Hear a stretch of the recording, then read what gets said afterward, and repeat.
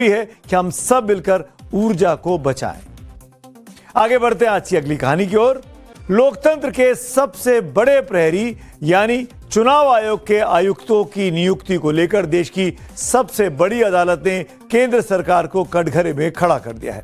Supreme court ने साफ शब्दों में पूछा कि अगर नियुक्ति प्रक्रिया में सब कुछ सरकार के ही हाथ में है तो फिर विपक्ष के नेता को सिलेक्शन कमेटी में रखकर स्वतंत्रता का दिखावा करने की जरूरत क्या है। जस्टिस दीपांकर दत्ता और जस्टिस सतीश चंद्र शर्मा की बेंच ने मुख्य चुनाव आयुक्त और अन्य चुनाव आयुक्त अधिनियम 2023 की धज्जियां उड़ाते हुए तीखी टिप्पणियां की हैं। कोर्ट ने सरकार से पूछा कि जब सिलेक्शन कमेटी में प्रधानमंत्री और उनके ही कैबिनेट मंत्री शामिल हैं तो क्या विपक्ष के नेता की हैसियत महज एक दिखावटी सदस्य की नहीं रह जाती है। सुप्रीम कोर्ट ने केंद्र सरकार से 5 बड़े सवाल पूछे हैं। सीबीआई डायरेक्टर की कमेटी में सीजीआई होते हैं तो चुनाव आयुक्तों की नियुक्ति में कोई स्वतंत्र सदस्य क्यों नहीं है। अगर पीएम और एलओपी यानी लीडर ऑफ अपोजिशन की राय अलग हुई तो क्या कैबिनेट मंत्री कभी प्रधानमंत्री के खिलाफ फैसले में वोट करेगा। जब फैसला 2:1 के सरकार के पक्ष में ही आना है तो विपक्ष के नेता को रखने का औचित्य इस कमेटी में क्या है। क्या विपक्ष के नेता की भूमिका केवल सजावटी यानी डेकोरेटिव बनकर रह गई है। क्या चुनाव आयुक्तों की नियुक्ति की पूरी प्रक्रिया सिर्फ स्वतंत्रता का दिखावा है। दरअसल पूरा मामला 2023 के उस कानून का है जिसने चुनाव आयुक्तों की नियुक्ति का पूरा गणित बदल कर रख दिया है। मार्च 2023 में सुप्रीम कोर्ट ने फैसला दिया था कि जब तक संसद कानून नहीं बनाती, जी हां, फैसले में गौर कीजिएगा, जब तक पार्लियामेंट इस पर कानून नहीं बनाती तब तक इलेक्शन कमिश्नर्स की नियुक्ति प्रधानमंत्री, लोकसभा में विपक्ष के नेता और भारत के मुख्य न्यायाधीश की कमेटी की ओर से की जाएगी ताकि नियुक्ति कार्यपालिका के प्रभाव से मुक्त और स्वतंत्र हो। इसके बाद सरकार मुख्य चुनाव आयुक्त और अन्य चुनाव आयुक्त अधिनियम 2023 लेकर आ गई। इस कानून में सीजीआई की जगह कैबिनेट मंत्री को सिलेक्शन कमेटी का हिस्सा बना दिया गया और यह कानून संसद से पास हो गया। देश की सबसे बड़ी अदालत में जब इस बड़े मामले पर सुनवाई चल रही थी तो कोर्ट ने देश के अटॉर्नी जनरल आर वेंकट रमनी से सीधा सवाल पूछा। अगर प्रधानमंत्री एक नाम चुने और विपक्ष का नेता दूसरा तो तीसरा सदस्य यानी केंद्रीय मंत्री किसके पक्ष में जाएगा। इस पर अटॉर्नी जनरल आर वेंकट रमनी ने कहा कि वो इस बारे में कोई अनुमान नहीं लगाना चाहते और व्यवहारिक स्थिति पर टिप्पणी करने से बचना चाहेंगे। अदालत ने इस जवाब पर सख्त लहजे में कहा, ऐसी स्थिति में पूरी प्रक्रिया कार्यपालिका के नियंत्रण में चली जाती है। यहां आपको बता दें कि सुप्रीम कोर्ट ने जो कुछ भी कहा वो महज ऑब्जर्वेशन है। फैसला क्या आएगा, मामला डबल बेंच से बड़ी बेंच में 5 मेंबर बेंच में ट्रांसफर होगा, क्या होगा ये तो वक्त पे पता चलेगा। अभी हम इस पर कुछ नहीं कह सकते, लेकिन सुप्रीम कोर्ट ने साफ कर दिया कि निष्पक्ष चुनाव संविधान का मूल ढांचा है और जनता को चुनाव आयोग सिर्फ स्वतंत्र होना ही नहीं चाहिए बल्कि स्वतंत्र दिखना भी चाहिए। कोर्ट ने मार्च 2024 में की गई नियुक्तियों से जुड़े तमाम रिकॉर्ड तलब कर लिए हैं।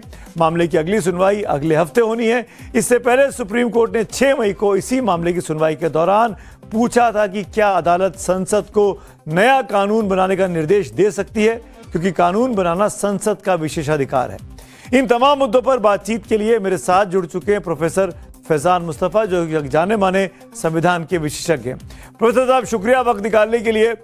किस तरीके से आप देखते हैं सुप्रीम कोर्ट के इस महत्वपूर्ण ऑब्जर्वेशंस को। ऑब्जर्वेशन से सर, ये फैसला नहीं है, मैं खुद जानता हूं। सुमित, देखिए, एक तो ये कि जजेस की ऑब्जर्वेशंस पे गेस करना कि क्या फाइनल जजमेंट होगा बड़ा रिस्की मामला है।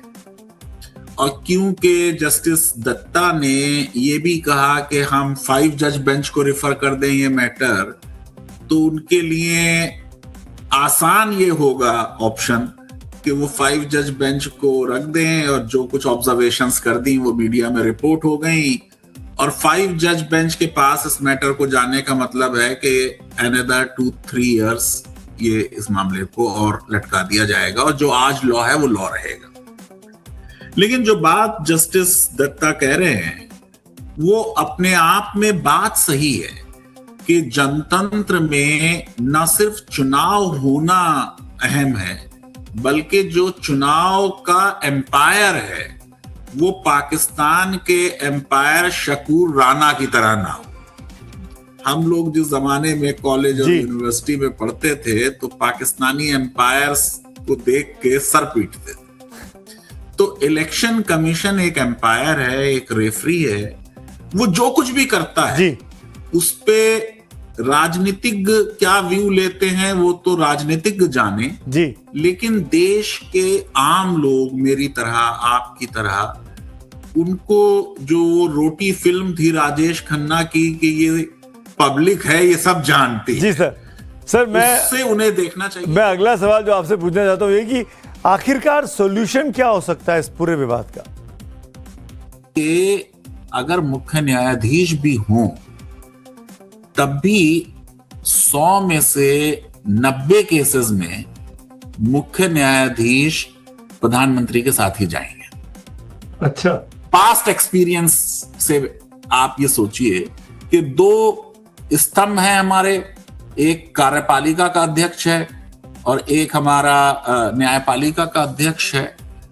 तो लाइकलीहुड आमतौर से ये होगा, लेकिन कोई कोई केस ऐसा होगा कि मुख्य न्यायाधीश कहेगा कि भाई नहीं, इसमें जो लीडर ऑफ अपोजिशन कह रहे हैं वो बात मानी जाए। मैं ये समझता हूं, मेरी राय ये है जी कि जो भी लॉ है अगर यही रहने दिया जाए, क्योंकि संसद की संप्रभुता है हमारे संविधान में जो संसद ने बना दिया, और अगर कोर्ट ये कहे कि लॉ तो यही रहेगा लेकिन जब भी आप अपॉइंटमेंट करें चुनाव आयुक्त का तो सर्वसम्मति से करें। देखिए जब सर्वसम्मति आएगी, बहुमत नहीं सर्वसम्मति, तो ना तो राहुल गांधी कोई नाम ऐसा दे पाएंगे जो बिल्कुल कांग्रेस का कमिटेड आदमी हो,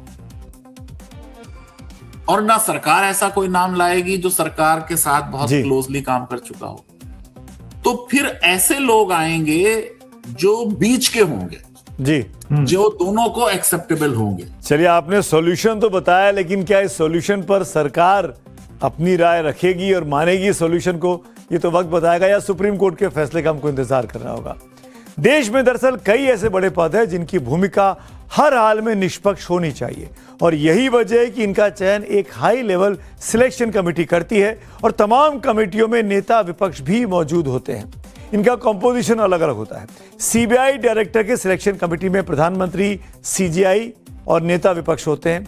लोकपाल की कमेटी में पीएम, लोकसभा स्पीकर, सीजीआई या उनके द्वारा नॉमिनेट किए जज और नेता विपक्ष होते हैं। सीवीसी यानी सेंट्रल विजिलेंस कमिश्नर के सिलेक्शन कमेटी में प्रधानमंत्री, गृह मंत्री और नेता विपक्ष होते हैं।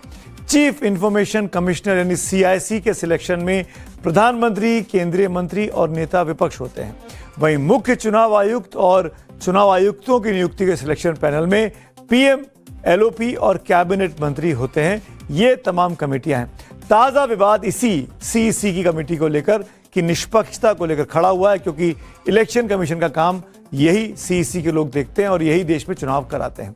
जाहिर है मुद्दा चुनाव आयोग की साख से जुड़ा है, तो इस पर अब सियासत भी खूब हो रही है। क्या कह रहे हैं सियासतदान, वो भी आप सुन लीजिए।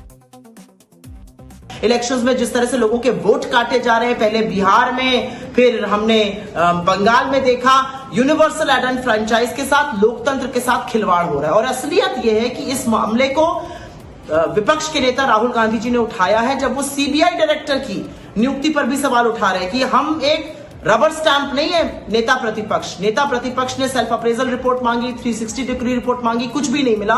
69 कैंडिडेट्स की नियुक्ति ऐसे ही की जा रही है।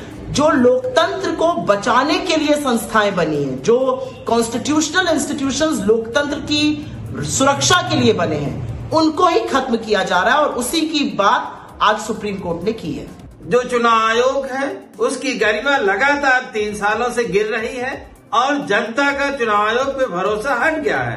तो ये जो सुप्रीम कोर्ट की टिप्पणी है, ये भाजपा की वर्तमान सरकार पे करारा तमाचा है। लोकतंत्र के लिए चुनाव आयोग की नियुक्ति निष्पक्ष होनी चाहिए, जनता का उस पर भरोसा होना चाहिए। विपक्ष को मौका मिला, सरकार पे सवाल दागे। हम ये सवाल लेकर बीजेपी के पास भी गए, पर बीजेपी ने इस पूरी घटना पर, इस पूरे सुप्रीम कोर्ट के ऑब्जर्वेशन पर फिलहाल प्रतिक्रिया देने से मना कर दिया। हमारे रिपोर्टर्स ने यही हमको बताया है।